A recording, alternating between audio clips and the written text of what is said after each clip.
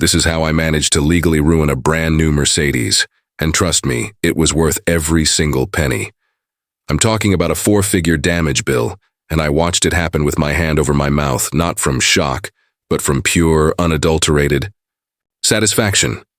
That car belonged to Brenda Sterling, the chairperson of the Coyote Pass Covenant's HOA, and she had just destroyed my lawn for the 15th time that summer, the very lawn she was fining me for not maintaining. The whole thing was personal. It was ridiculous. And it was about to become the single most satisfying, passive-aggressive legal war of my life. See, I'm Ethan Cole, a freelance architect, and 6 months earlier, I had finally bought my corner. Lot out in Canyon Creek, Arizona. It wasn't just a house, it was my house, the symbol of finally making it, and I poured all my free time into the yard. Out here in the desert, a lush, healthy lawn is a statement. It takes real work, dedication, and water management. I saw it as my own personal canvas, maybe a tribute to my late grandfather who taught me everything about landscaping. So, when Brenda Sterling, the HOA chair and, surprise, the head of the area's biggest property development firm, rolled up in her pristine white Mercedes S-Class, flashing a smile that didn't quite reach those calculating eyes, I should have known. I was toast. She brought me a plate of rock-hard cookies and a 42-page binder full of regulations covering everything from mailboxes to the acceptable shade of beige paint, ending her visit with a non-invitation, more of an instruction, to attend the next community meeting. The real problem started the next week. She was hosting a small committee meeting, and instead of backing that enormous land yacht of hers out into the street like a civilized human being, she cut the corner of my property, straight over the newly seeded fescue. She left 2 nasty, deep ruts that looked like tire tracks through my soul. When I approached her the next day, trying to be the bigger man, she just shrugged, adjusting the expensive sunglasses perched on her head. Oh, that? Everyone uses that corner, dear. The previous owners certainly never minded. It's just part of living on a corner lot. You'll get used to it, she said, before walking away with a little wave of her hand. A move that was pure, distilled. Entitlement? I knew I wouldn't get used to it. That evening I met Sam Jenkins, my neighbor, a big, quiet guy who looked like a retired sheriff's deputy, and it turns out he was. He warned me. You just crossed the local dictator, Ethan. Brenda uses the covenants like a personal shield and a sword. She picks targets, imposes arbitrary fines, and makes life hell until they break or move. He told me stories, whispered, rumors of families driven out, all because they questioned a poorly trimmed rose bush or a too tall fountain. That night, I installed my first set of cameras, discreetly tucked under the eaves pointing directly at that cursed corner, with audio recording capabilities because I had a feeling just video wouldn't be enough.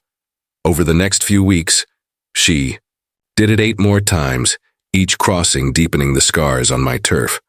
I tried the polite route, a small, tasteful sign reading, "Please respect the private lawn." She stopped, got out, picked up the sign, and tossed it into a public recycling. Been a block away, all caught on camera.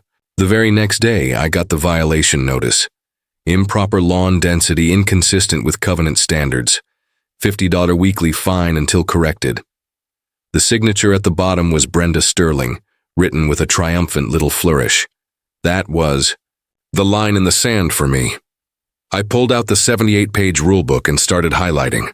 Sam helped me brainstorm, and we came up with Plan B, aesthetic landscape obstacles. The covenants permitted decorative natural stone or rock cairns, if they met size and material standards. We spent nearly $300 on 3 tastefully subtle granite boulders, big enough to deter a Mercedes, small enough to pass the aesthetics. They looked beautiful, establishing a clear legal barrier. But Brenda doesn't follow rules, she uses them. A week later, my cameras captured her stopping a landscaping crew, a group of genuinely confused-looking guys, and instructing them to just nudge those rocks over a bit so we can properly maintain all areas.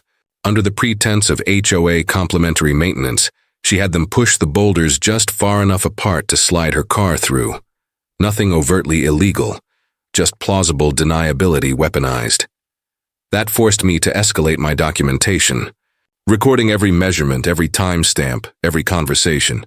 Sam, ever the former lawman, taught me, she relies on people getting tired. Your documentation is your armor, Ethan. Don't let her exhaust you. I didn't get exhausted. I got organized. And then, the ultimate slap in the face. All 3 granite cairns vanished overnight. My lawn was a mud pit, and a fake HOA sign declared, "Area under repair, no trespassing." My cameras had been subtly redirected, of course. That was it. The gloves were off. I realized I had to stop playing defense and prepare for a decisive counterattack. The only question was, how far was I willing to go? The answer, I quickly discovered, was much further than I thought. I took all my footage, the 8 crossings, the sign removal, the forced relocation of the rocks, and filed a formal complaint with the outside management company, complete, with signed affidavits from Sam. But as expected, the board, packed with Brenda's loyalists, voted insufficient evidence. The favoritism was sickening, but it gave me time. I spent days locked in my home office, scrolling through the county building codes, and there it was, Section 7.2.1, Subsurface Drainage Systems. Due to Arizona's flash flood risk, homeowners were explicitly permitted to install rigid metal drainage, pipes beneath the lawn surface to protect the foundation from water intrusion. The code was specific about why, foundation protection, but delightfully vague about how. I hired a no-nonsense contractor named Frank who looked like he'd seen 1,000 HOAs, and he designed a legitimate, effective drainage system. It utilized high-grade stainless steel piping, positioned strategically, just 3 inches beneath the surface, perfectly aligned with Brenda's favorite shortcut. It was 100% legal, passed all city codes, and had a very satisfying, unspoken secondary function. I filed the detailed plans with the HOA, with full legal justification, and included small, tasteful warning signs reading, "Subsurface Drainage System Area, not suitable for vehicular traffic." I was establishing a boundary that was legally bulletproof, and I knew she wouldn't be able to resist testing it. And she didn't. 3 days after Frank finished resodding, my security camera captured the moment of truth. Brenda's white Mercedes paused. She eyed the small, polite signs, and then, with a clear look of deliberate defiance as if daring me to challenge her, she steered sharply left. She drove straight over that corner. I heard the distinctive gut-wrenching crunch of metal meeting tire, followed by the immediate, satisfying hiss of escaping air pressure. She erupted from the car, face crimson, stomping across the lawn toward my front door, pounding away and screaming about vandalism. I opened the door, phone recording, calm as a lake. "Having car trouble, Mrs. Sterling?" I asked politely. She spat. "You engineered this. You put something in the ground to damage my vehicle." I just smiled, panning the phone down to the deep tire tracks across my private property. "My foundation protection system is fully permitted, ma'am. I have no control over those who choose to drive across clearly marked private property against explicit warnings." Officer Peterson arrived, called by Brenda. I calmly presented him with the drainage system blueprints, the approved HOA filing, the warning sign documentation, and the video of her conscious decision to ignore the signs. He reviewed it all, and I swear I saw the corner of his mouth twitch before he turned to Brenda. "Ma'am, Mr. Cole has a legally permitted documented drainage system on his private property. The signs are clear. I see no violation on his part. This is a civil matter." Brenda left in a huff, promising to sue me for every penny. But the real seismic shift happened when her henchman, Robert, sent me an anonymous text, hinting that they had found something in my home purchase documents. I realized my initial closing had been handled by an attorney recommended by Brenda's development company. That night, poring over hundreds of pages of legalese, I found it, buried in microscopic font on the last page of Appendix C, an ambiguous clause about perpetual access rights along established pathways. It was an intentionally vague poison pill, designed to give her control long after the sale. I had walked right into her carefully constructed trap, and I knew she had done this to dozens of other neighbors. I immediately called my attorney, Patricia, a firecracker of a woman who specialized in Arizona property fraud.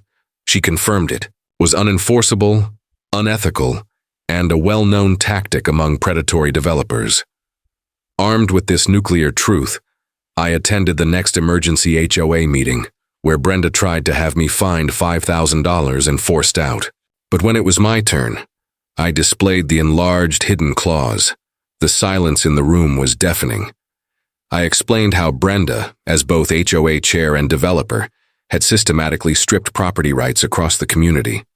The final blow came when I met with Amelia, Brenda's personal bookkeeper for years, who was sick of the corruption.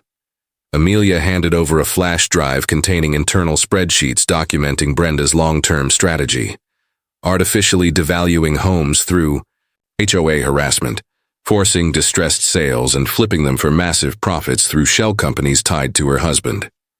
The meeting dissolved into chaos. Neighbors, finally united, openly called for a vote of no confidence. Local media arrived, cameras rolling, drawn by the scent of property fraud. The chief of police himself showed up, explaining he needed statements regarding allegations of fraud and misappropriation of HOA funds. Amelia's documents showed over $30,000 in unexplained HOA expenses. Cornered, Brenda lost it, screaming about how she built the neighborhood and how ungrateful everyone was. The entire outburst captured by 20 cell phones. The vote was unanimous. She was out. Brenda Sterling's empire collapsed swiftly. She pulled out of the city council race, faced an investigation by the state licensing board, and all fines against me were rescinded. Amanda, a quiet voice of reason, took over as the new HOA chair, bringing in transparency and sanity. A few weeks later, Sam and I sat on my perfectly restored lawn, watching a moving truck pull away from Brenda's old house. "You know," Sam said, handing me a cold beer, "maybe we should just rename that corner. Call it Brenda's Folly Lane." I laughed and raised my bottle. I removed most of those drainage pipes, of course, keeping just a small section as a reminder. They were simply proper water drainage after all. But I'm telling you, it was the only way to establish a boundary that an entitled bully would actually respect. So I want to know what you think. Was my use of the drainage system an act of righteous legal defense? Or was it an example of fighting fire with fire, stooping to her level? Was it justified? Drop a comment below, tell me what you would have done, and let me know if you've ever had to battle your own HOA Karen. Hit that like button if you think the $1,200 tire was a fair price for community peace, and subscribe for more stories of standing up to the neighborhood tyrants.